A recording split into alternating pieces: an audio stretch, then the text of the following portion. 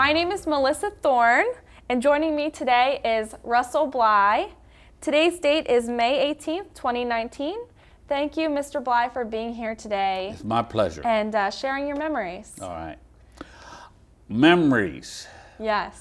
All right. We came to Mount Airy and my family bought a farm in Woodbine in 1962. Didn't move up here till 63 or 64. I went to the Mount Airy school, Mount Airy, and I was the last class to graduate in 1967. Okay. Yeah, and it was quite an experience for me as far as a change, because I think my class only had 87 people in it that graduated. And the school that I went to before was in Glen Burnie, Maryland.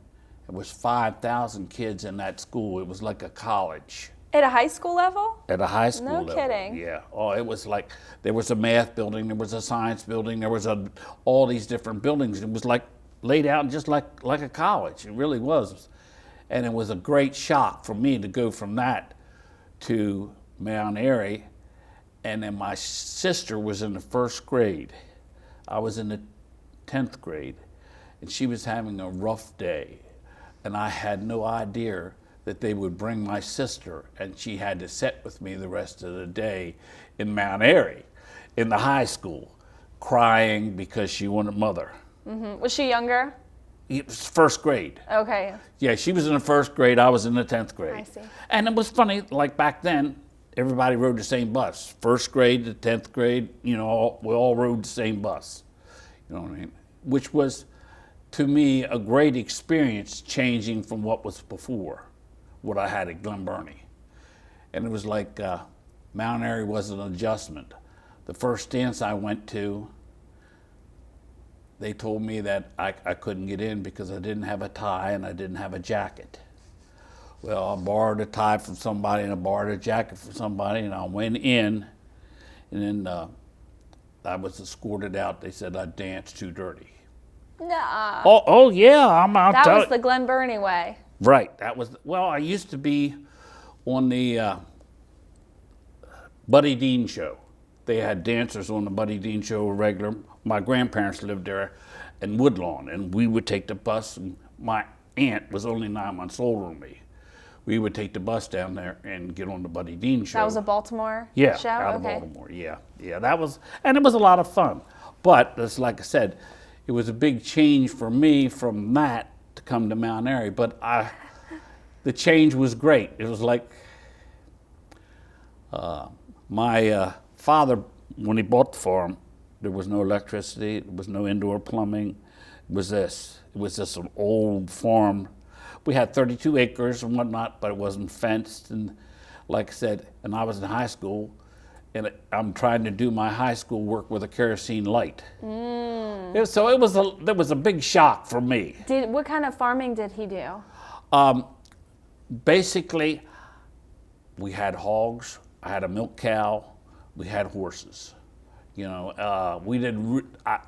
only farming I did was to farm the land to raise corn, oats, and that to feed the animals. Okay, keep it a self-sustaining farm. Right, yeah, It was small. It was nothing real big. I had I thought it was great, little Farmall A tractor, and then when we went to Mount Airy, I brought the tractor up there and we rebuilt it and painted it and everything else there at the high school. Yeah.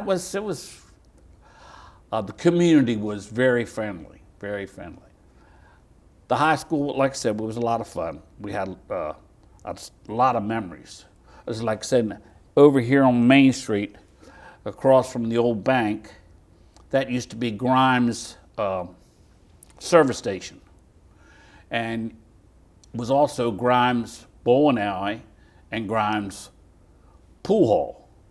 And I worked there part-time, setting up the pins, because nothing was automatic, was all manual. So they had the 5 lanes. If somebody went to bowl, somebody had to go down and set the pins back up. Every time Every that ball time. knocked them down. Yeah. That's a lot of work. Yeah, but it was a thing at that time.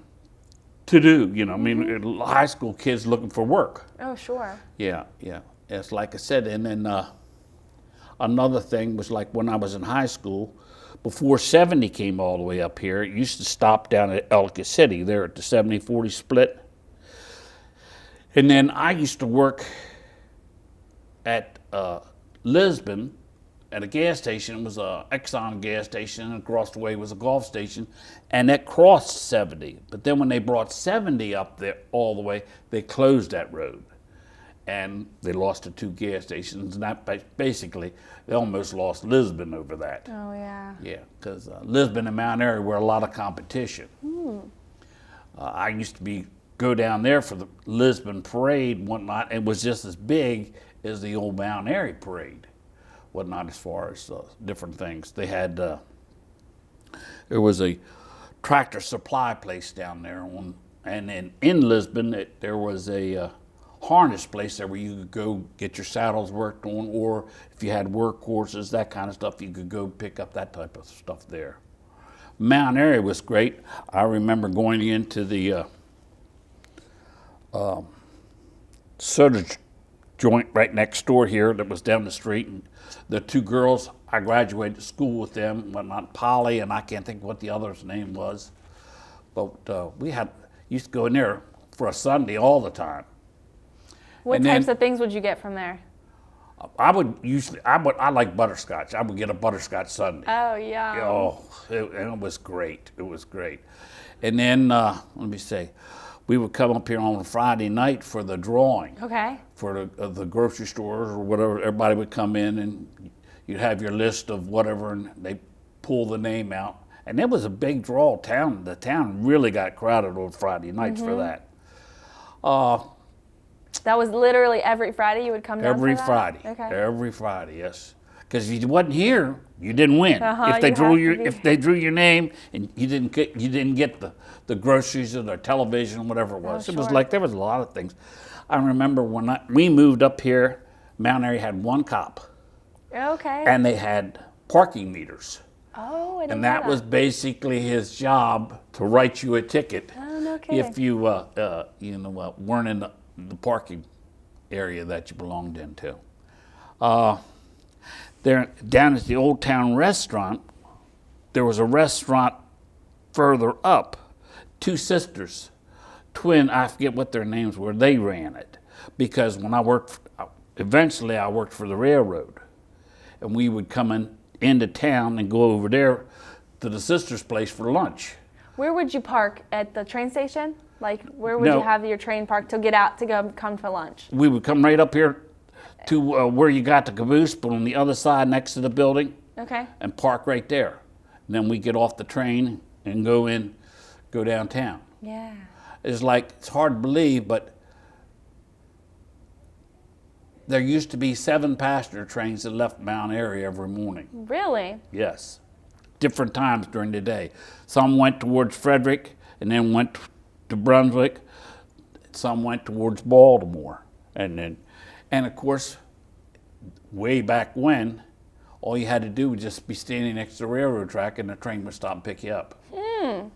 Wave your hand up, maybe. Right. I'm right. coming It's on. called flagging the train down. Flagging right. it down. They had different times, they weren't all that elaborate railroad cars. They looked like the caboose, but they were box cars and they had an engine inside.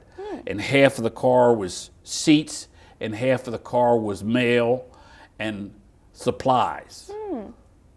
It's like Mount Airy years ago when they had the train station guy on this side. Him and Sykesville would get together and they would run a train from Sykesville to the main line out here. And then they would bus people from there into town, and then people would go from there. They wanted to go down to Sykesville, whatever. What year would you say this happened around?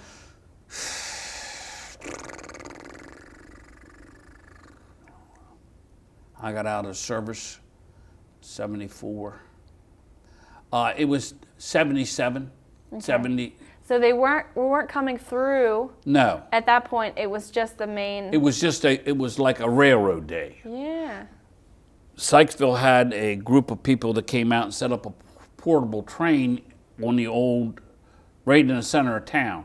And the kids could get on the train, ride to one end of town or ride down to the other end of town. And then now they're down there where they have the restaurant now.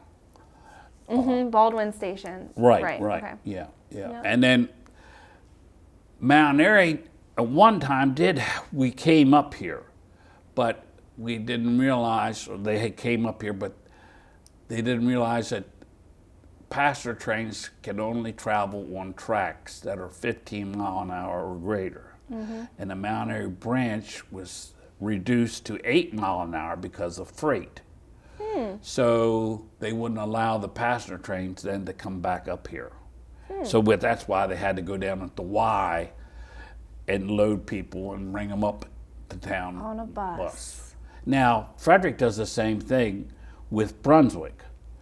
They have a day that runs you can run the passenger trains from out of Frederick, go over to Point of Rocks, take it to Brunswick, go from Brunswick up to Harper's Ferry and come back on their railroad days. When I graduated from high school here in Mount Airy, 67, let's see, here's one of the books of the many memories of Mount Airy. Okay, reunion. Yes, yeah. We just had that 50 years. Okay. And it's a lot of, there's a lot of stuff in here, a lot of history, whatnot, in here of Mount Airy. I think the one lady, is that Grimes? No, it's not. Let me see if I can find anything. But it was like, I had a lot of fun. The teachers and everything. You have any funny stories you remember? Well, believe it or not, I was the king of the prom. I believe it. Yes, right there it is. It tells you that. Right there's the king and the queen. I have to have a close-up just to see this. Wow. And what's behind you? You have a windmill. It's a very elaborate picture. Yes, it was. That's where we, I forget what, it's too many years to remember, but that's where we took our pictures, individual with whoever you had that you taken along. It was, like I say, there's a lot of memories there, and there's the... Did your class voted on? Yes, they voted me in. I was the, not the one to succeed, but the one to have the most fun with. Yes. Yeah. And then after I graduated from there, we would meet at Grimes service station here in town, and I wanted to go into computers. So I went to, there was a bunch of us that carpooled from there down to Brentwood, Maryland. And then we went to computer school there. And when I graduated in 67, then of course that gave me a deferment out of the draft. And I knew I was going to be drafted when I graduated. So I graduated from that class in 68.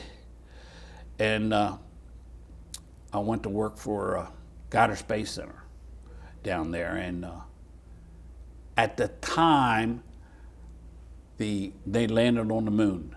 The night they landed on the moon, I was the superintendent, and we went to go up to watch the 11 o'clock news. We did all of our work early so we could go up to watch the 11 o'clock news to watch the landing of the moon. Well, when we went up there, somebody had upset the tables and made a big mess. Well, they blamed us all. And they fired the whole shift. Oh, no. Yeah. So then I had went in the Navy, signed up in the reserves for 6 months. So I didn't have to go in until February. And so my father said, "What are you going to do for 90 days now that you've lost your job?" I said, "I don't know, Dad. I don't know what to do." He said, "Well, the railroad's hiring. Why don't you go down there and get a job on the railroad when you come back from overseas and whatever?" He said, "You'll have a job and you either go back to work for NASA or you can go back work for the railroad." So I did. Yeah, and took his advice. You took his advice. I I took his advice, absolutely, yeah. even though that it didn't work out the way we planned, it worked out great. It was great. I served 4 years on the same ship. It was the USS Bainbridge, DLGN 25. It was a nuclear powered surface ship. And it was crazy, like what you think now of, but you had to have a top secret clearance just to be a seaman on the ship.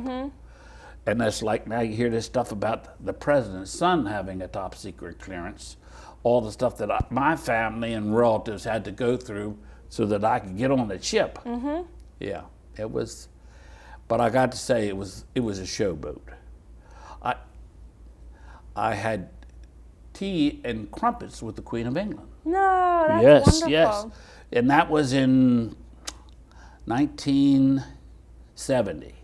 We went down there to Australia for her centennial deal, and it was like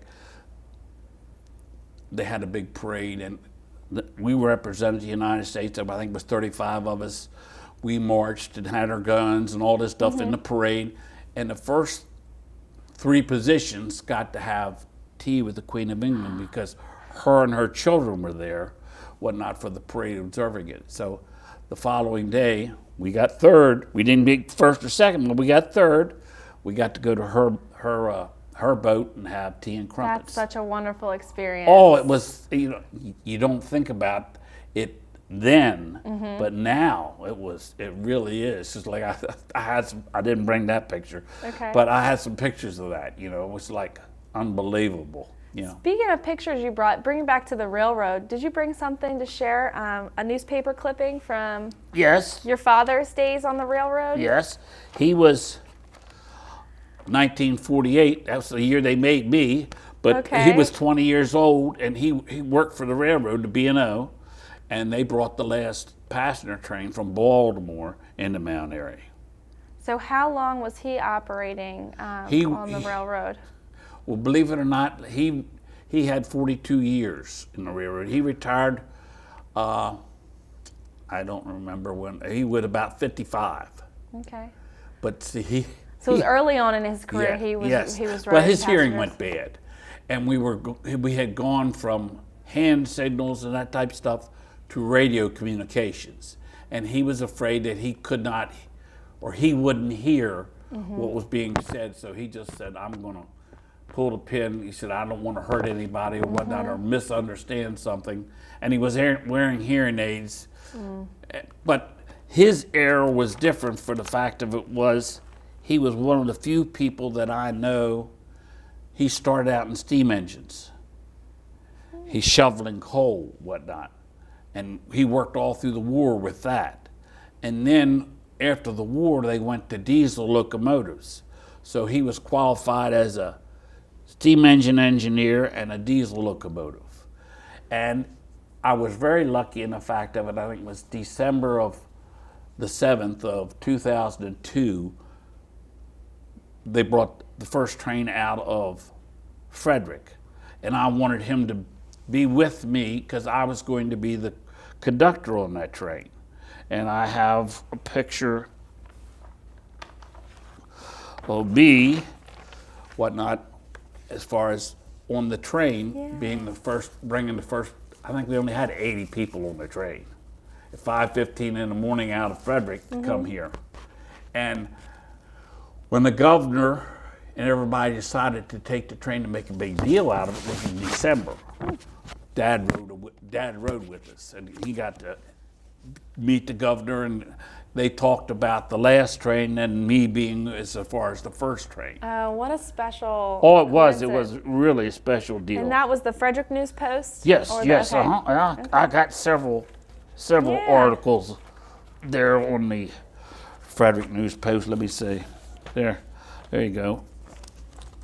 There's a good shot. Get on board. Mark pulls into Frederick. Yeah. It's a nice article on that one. Okay. And then where is this one? Oh yeah, there you go. There's another article about it, whatnot. Train's on track again. Yep. Yeah. And here was a... So you are Russell Bly the third? Yes. Okay. And he was Russell Bly Jr. Okay. And then there's another one that was all on the mark Yeah, tray. we'll be sure to read these Yeah. before you leave. So if you had to tell somebody who has never been to Mount Airy about it, how would you describe Mount Airy? What would you say to them? Mount Airy is a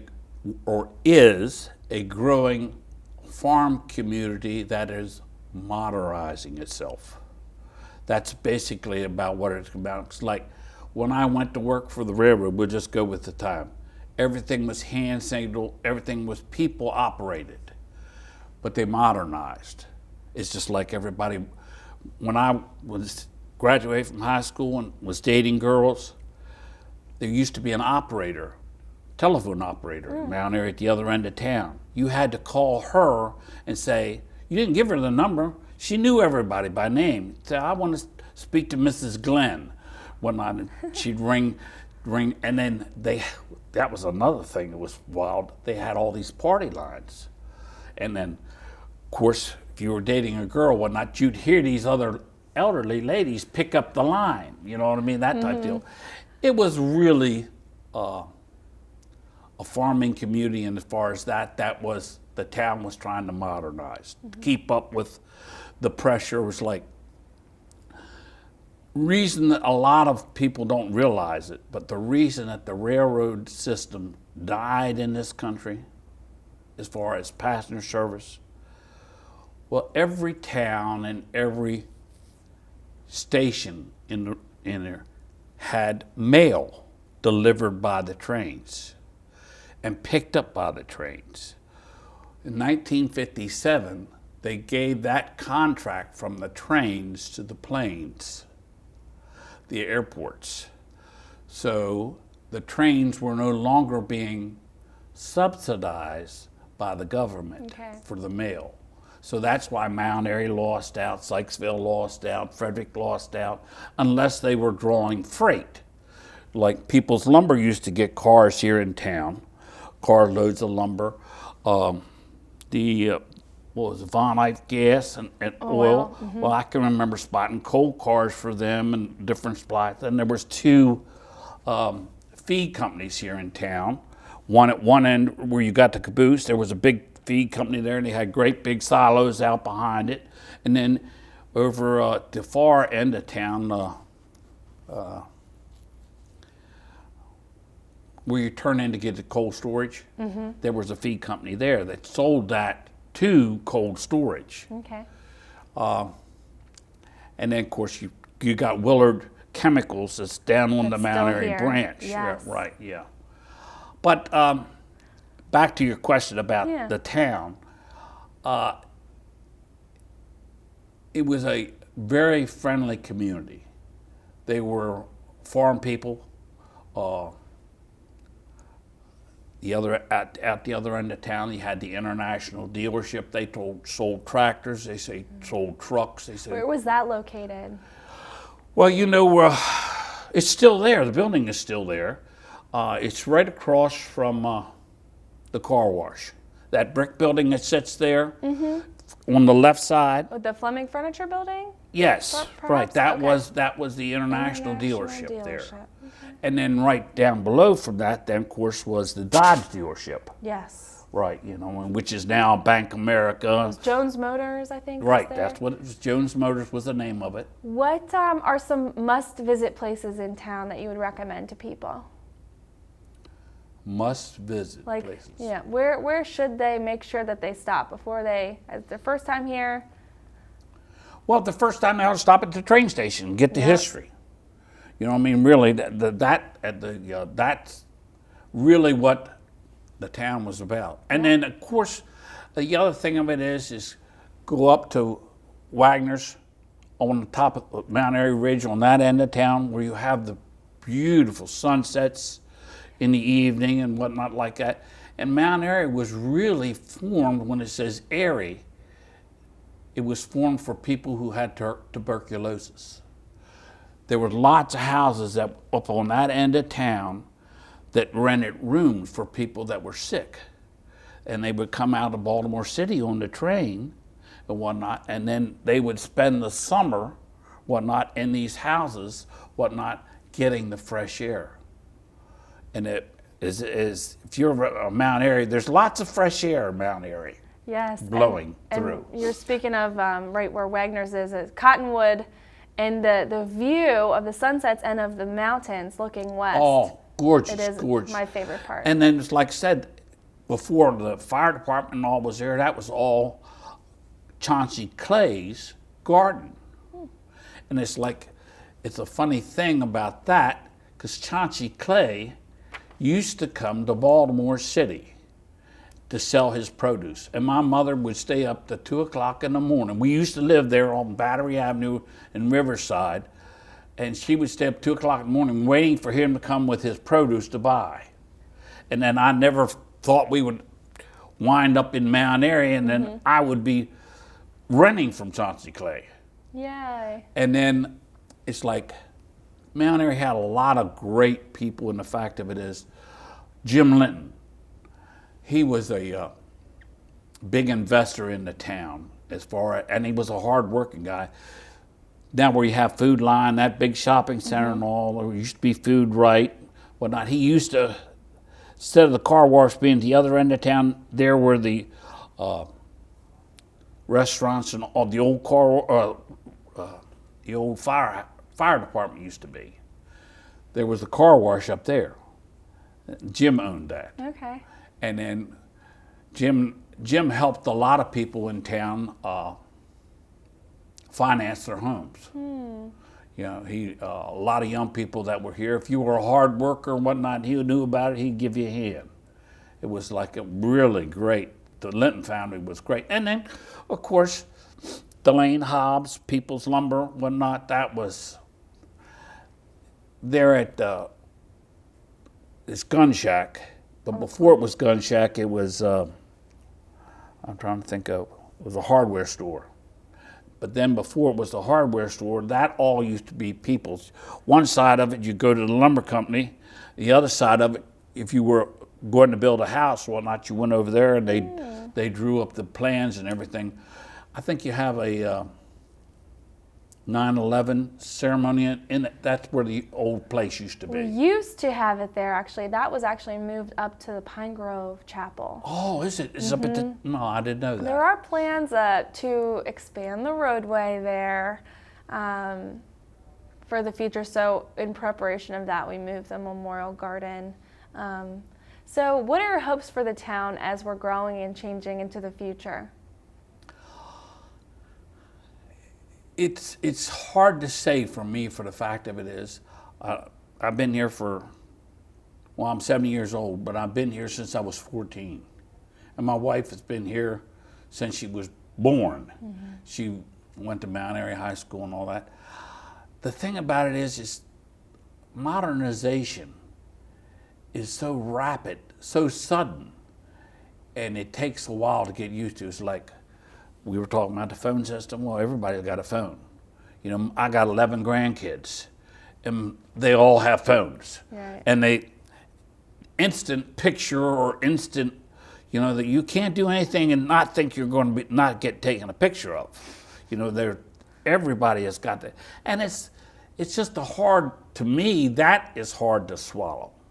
And the fact of it is, because there is no privacy, and the fact of it is, because I don't care if you're walking down the street, you're out, it's like the people that walk these trails where the trains used to run, whatnot, that type of stuff.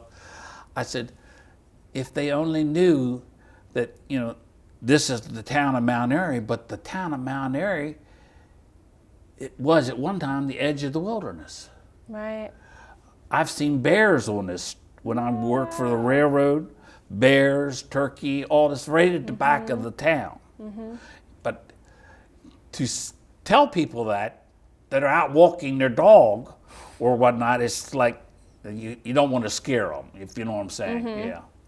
But the town has, as far as I'm concerned, the only thing that has changed basically on the town is you used to be able to go over here and get groceries downtown. You used to be able to go over here and get furniture downtown. Well, you can still get groceries here in town. You can still get furniture here in town, but it's not all downtown. Right. It used to be all downtown. Right. The downtown was the main draw. I would love to see the town do something with the bank. You know, that's a big building that needs to be a plus. Mm-hmm. My thought on that, they need the police department in there. That's a big building, would certainly handle it versus where they are up at the old pants factory. It's temporary, location now. Yeah. And it would be something that people could go in and whatnot. It would be more of a, as you go into town. It's like, I think the caboose deal is great. My experience as far as passenger service, kids love that type of stuff. Yes. It's like, my father brought the trains up and down the old main line, and there used to be guys that would come by and throw us different stuff off the caboose, different things, and a lot of them were very friendly people. And you don't realize how poor areas were. It's like if there was a train wreck or there was people would slow down because of the grades. That Mount Airy was a terrible grade. In other words, one of the reasons that the town lost out was when they put the tunnel in. Mm-hmm. In other words, they used to come through town. All the trains used to come through town. Mm-hmm. They built the tunnel, and it knocked off, I think, 20% off of the grade, so they could get heavier trains through and onto places where before they used to have to run through Washington, Point of Rocks, Rockville, and all that type of stuff. Where if they now Mount Airy, but it was never high speed. Mm-hmm. Always 30. You said around less than 30 miles an hour, or yes, 8 miles an hour. How about like from Mount Airy on down to Sykesville and all that, it's like, so it follows the river so much. Mm-hmm. It's like 25, 30 mile an hour. It's not very fast. Is it a pretty, it must be beautiful. Oh, gorgeous. If you ever, especially, they run fall specials when the leaves are turning and that type of stuff. And then the snow. Oh, yeah. Yeah, to see the different areas and fields and whatnot on the snow is really pretty. Yeah. Now, what was the next question? What your hopes for the town for the future? Well, I think the town needs to take advantage of its location. Mm-hmm. I often wonder why they tore the water tower down. It used to be up by the elementary school. I thought that would be a great place for an observation tower. You know what I mean? It's like Mount Airy, 600 feet above sea level. Mm-hmm. It's the place. It's and up there, Wagner's and the firehouse. Such beautiful sunsets. Well, maybe there's an opportunity. There's another water tower very close there. It's very high up, though. I'm not sure how many people would be willing to go up there. Oh, my Lord. We would have to make it safe. People are crazy when it comes to heights and things like that. That's true. Yeah. If they had it set up right, of course, the problem with any of that type deal now is insurance. Mm-hmm. To get the right kind of insurance so that somebody doesn't fall and own the town. You got that. Well, I appreciate your time today. I think we ran out of time. Oh, okay. But learned so much about your story, and we're just grateful. Hey, the town of Mount Airy is #1 in my book. My book, too. All right. Thank you, Mr. very Bly. much.